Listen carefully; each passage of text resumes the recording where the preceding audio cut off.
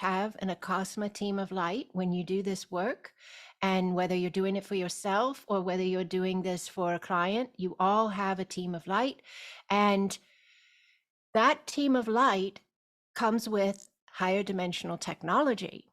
So we have documented many of the technology devices or yes, techniques, but there are more that are coming in all the time. And I did a Grandmaster course end of last year, and we were all seeing a helmet of light coming in.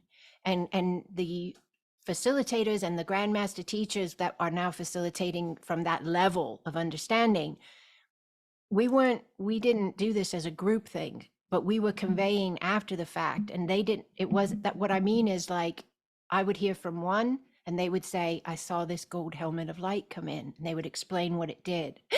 And then I'd hear from another who had nothing, no connection with that other, and they'd say the same thing, and it would happen again.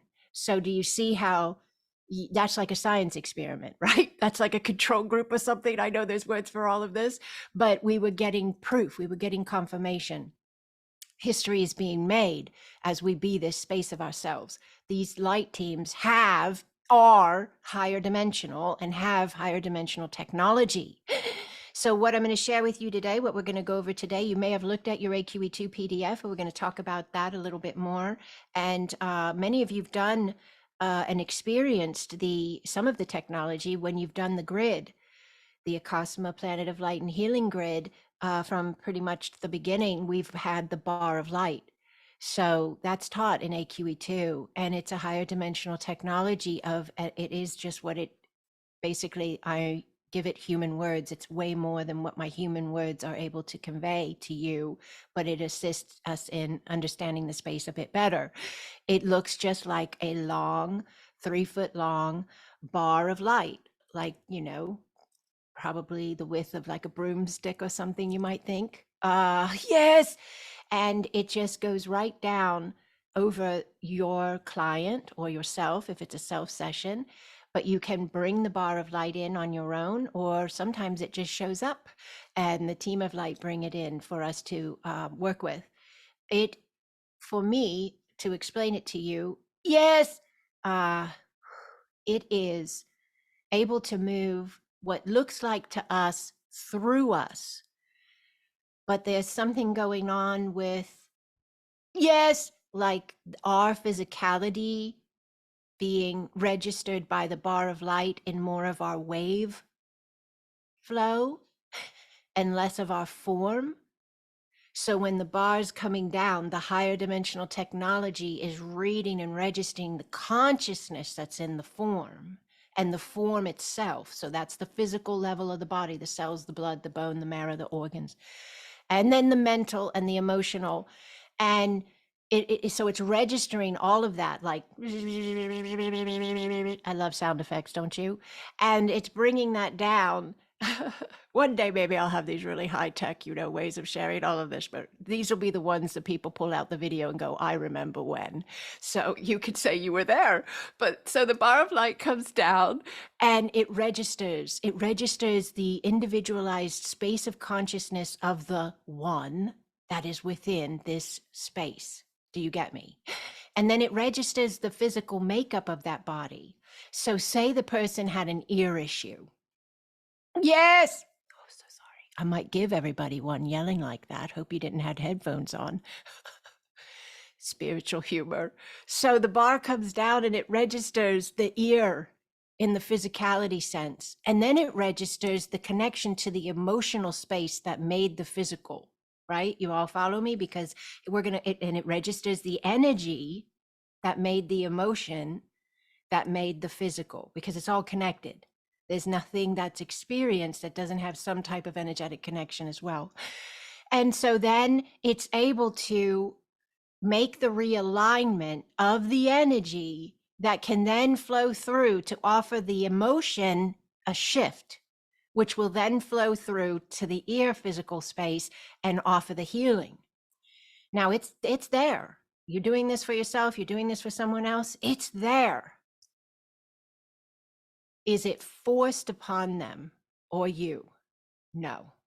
because in order for it to live there and be there, it must be embodied in the vibration as it is given. So there's some words in the PDF somewhere, I think it's in AQE2, where it talks about in the Bible, Jesus healed someone, yes, and then said, go and sin no more, lest something greater come upon you.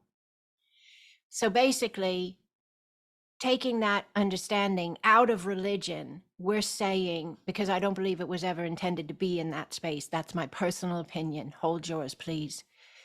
But what we're saying in Acasma consciousness, in alignment with that understanding of Christ consciousness, is the energy's been moved, the healing's been given. Go and live in an alignment that matches that healing, that matches that new vibrational space of yourself. And then that can be there, that healing can stay, that new energy can run. That's what I understand this to be. So we're not manipulating anybody. We're not forcing anybody to live any way or be healed of anything, but we offer the opportunity. Does that make sense to you? Okay, so the technology of the bar of light, I'm giving you these words, but it's way more than what I'm able to convey to you. It's so much more, but this is enough for us to just allow the bar of light. Yes. Do you have to work with the bar of light? No. You don't have to. Yes. Engage any of the higher dimensional technologies. If you see it come into your session and you just are like, I'm not too sure of this bar of light, like I don't know how to use it correctly maybe, or I don't know all that it does yet, let the team do it. That's okay. Just let them do it. You don't have to do anything. You just need to be there to facilitate the alignment to your client. You're the conduit. Okay, here you go. Ready? You're the extension cord. You're plugged into the client by their intent to connect with you. They've plugged in, and then you're plugged in to a cosmic consciousness. Yes, to the divine sacred flow of the I am. So that can rush through you. It's not you giving anything of yourself except for the space of your being to make that alignment. But it's not your energy. You're not depleting your own self. You're just plugging them in. Yes. And letting it run. Yes.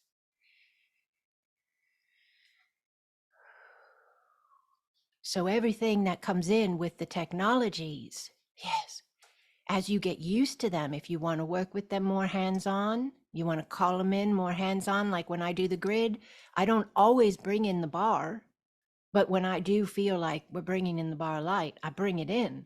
I guide it down the body by visualizing it, by imagining it, and I listen, I sense, I lean in.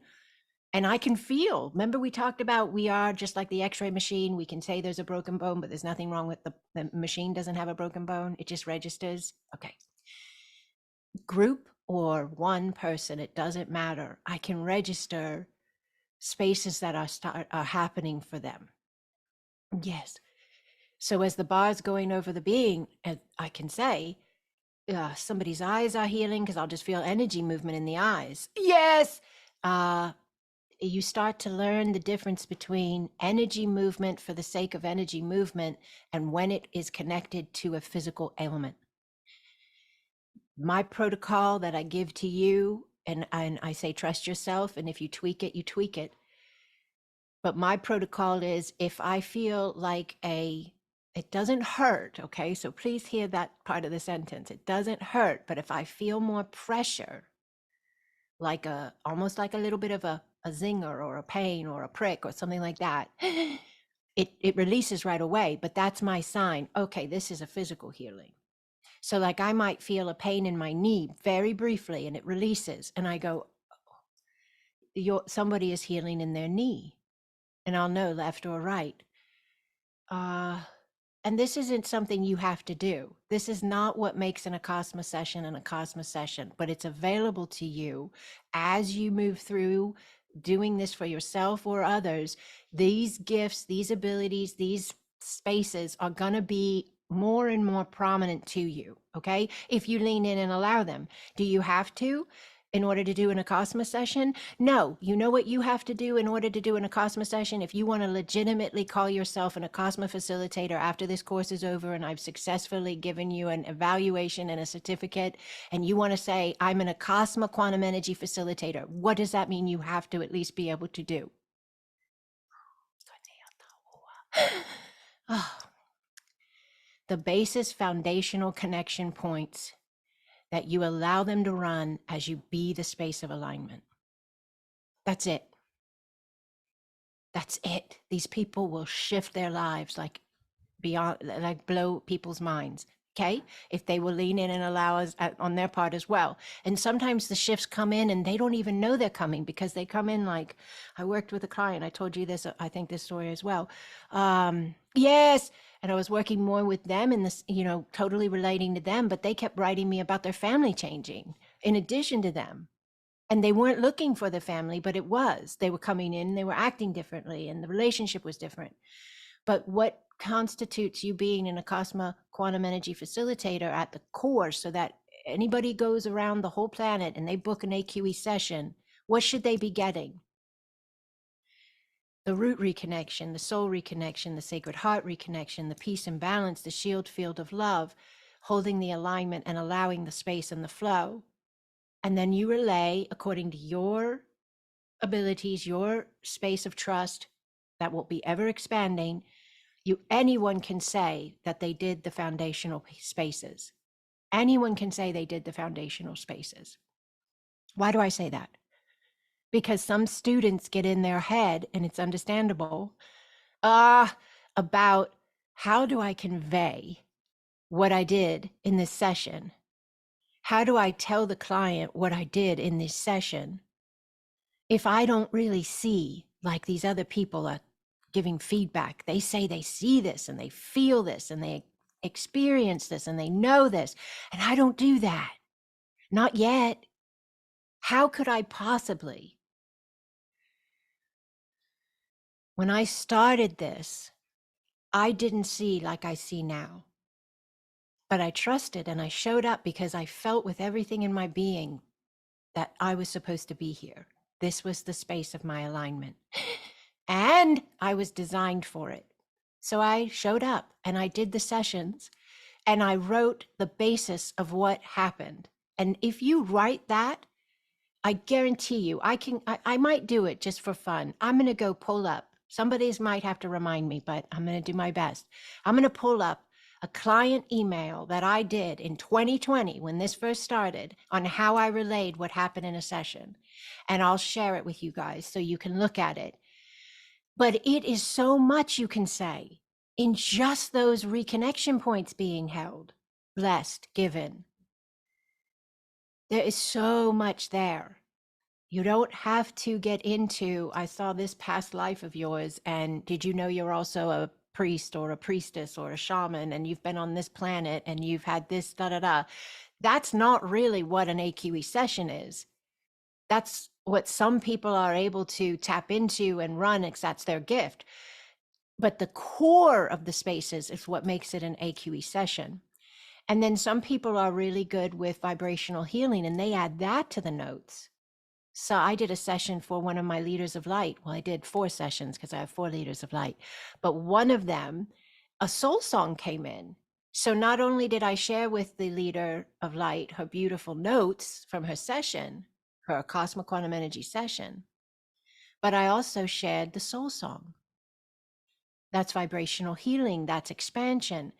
So that could be something that you key into more than seeing everybody's spaces or whatever. Does this make sense to you guys?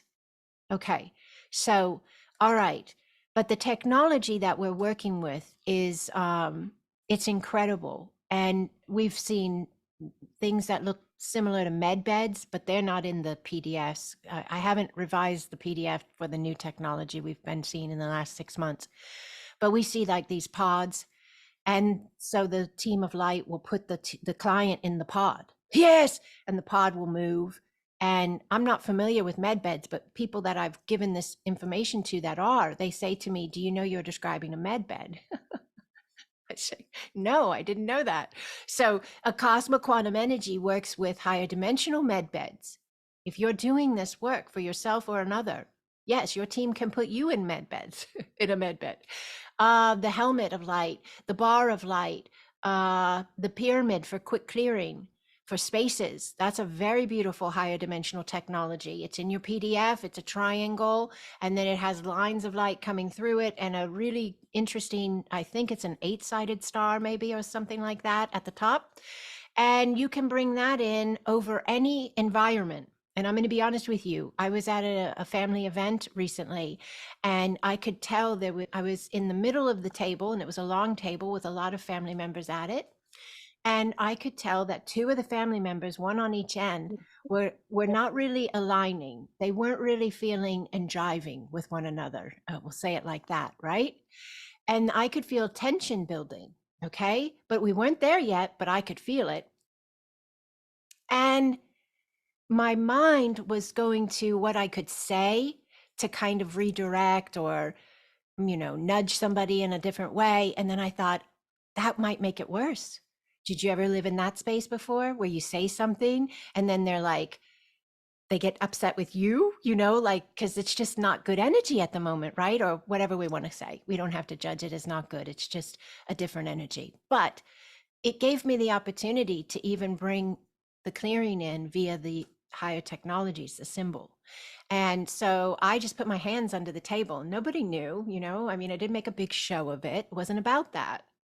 But I put my hands under the table and I just started kind of whispering to myself, like a whisper that you don't even move your mouth, but you're actually, I was saying light language. Yes. And I was just saying Acasma, I bring in Acasma flow, very gently, very peacefully. And it was like I saw the pyramid, quick clear pyramid, and I also saw the star, the Acasma power symbol, the star, Acasma star, and then the energy just was right in the center of the table, under the table, and it just went whoosh, both left, right, outward, and backwards, and it just infused the whole space. It was like day and night. I wished I could have recorded it. It would have been a fantastic space of like science proof and like, just an insight into that space of us. But the entire table changed. Their body posture changed. Their facial features relaxed. It felt like the space got bigger. So the energy around the table felt like it backed up some. So we had more room. Yes. And I didn't tell anybody. I didn't tell anybody that was involved in it. I didn't tell, my daughter or my husband. I didn't tell anybody except you just now, inside circle. But that's how powerful this is. And I've told stories before of being in a drive-through line to get food and the family in front of me in a minivan and the baby crying and really having a fit and the mother trying to deal with it, but I could feel her frazzleness even though I was a car behind her. And I just sent Acasma to the van to just be available to any who were open to allowing that space of peace. And it was a decent drive-through line. They were moving pretty quickly, but it probably took us about 3 or 4 minutes to make it around the corner of the building. But by the time we both got to the window, she was the car in front of me. That child was no longer having a fit, and the mother was in a different alignment. So there's so much here for us. Yes, yes, for utilizing in our own everyday lives. I've done it for myself when I felt my energy get uncomfortable in some way because maybe I was registering from an old mindset or an old way of being. Somehow I was off of my alignment with my heart. My brain was not in alignment with my heart.